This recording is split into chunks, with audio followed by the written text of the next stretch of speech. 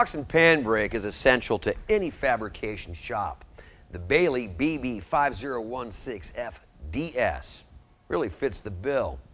Now obviously this machine doesn't look like any other standard box and pan brake you've probably used or seen before. This one's really quite smart. Instead of needing tools to adjust the top clamp bar, it's actually done by hand. You adjust these up or down depending upon the thickness of the metal you're trying to bend. The lower apron, again, you adjust by hand. You actually increase and lower it for the thickness of metal so you don't put too much pressure on the top fingers.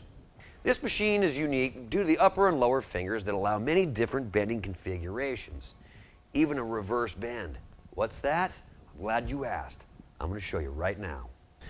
And through the magic of television, which this is, I've already removed these lower teeth so I can do our first bend for our reverse bend. Gotta be really careful what I'm doing here. Number one, watch my fingers, watch my toes. This is my last sample piece. Bring it down, clamp it, self-locking, awesome. I'm gonna bring this up, hit about 45, 50 degrees. It will bend the other material a little bit, and that's okay, because I'm gonna straighten that right out. The next step, when I bring it in here without latching it, I'm gonna bring it down and just kind of straighten that back out. Put this in the machine, clamp it, up 90, release. Ladies and gentlemen, my last sample piece, I actually did it right. God, that looks good.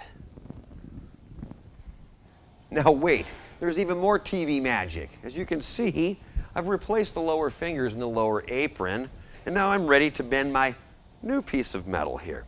48 inches wide, 16 gauge steel. That means I don't need this anymore. That's a good sample though. I might need that later. I've already marked this metal, and I've also lowered this lower apron approximately the 16 gauge thickness that this material is, so it allows it to bend without putting too much force on these upper fingers. Speaking of fingers, watch your fingers when you bring it down. Bring it down nice and slow. Make sure your alignment's right. Latch it. Now we're ready to bend it. 48 inches, 16 gauge steel. It took a little bit of effort, but not bad. So I think you can see from this demonstration, this really is a very versatile box pan brake. I highly suggest you pick one up. For more information on this machine or any other, just go to Baileigh.com.